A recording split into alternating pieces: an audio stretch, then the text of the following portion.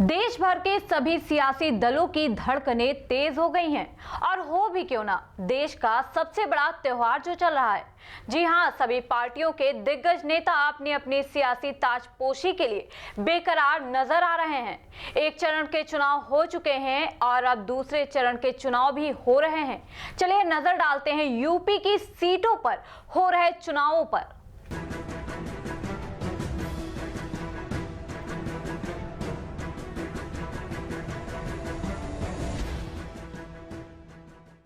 लोकसभा चुनाव के दूसरे चरण में उत्तर प्रदेश की 8 सीटों पर वोट डाले जाने हैं। बात करें अगर पिछले लोकसभा चुनाव की, तो यहां बीजेपी ने सभी सीटों पर अपना कब्जा किया था, लेकिन इस बार बीजेपी के लिए राह आसान नहीं है। सपा और बसपा गठबंधन इस बार बीजेपी के लिए कई सीटों पर मुश्किलें खड़ी कर सकती हैं।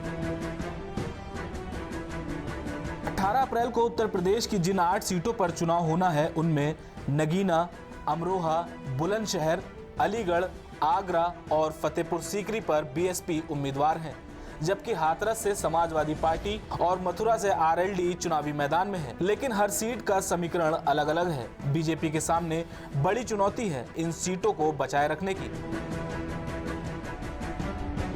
बात करें अगर बुलंदशहर लोकसभा सीट की, तो यहां गोकशी के शक में हुई हिंसा से काफी हालात खराब हो गए थे। इस लोकसभा सीट में 77% हिंदू और 22% मुस्लिम मतदाता हैं।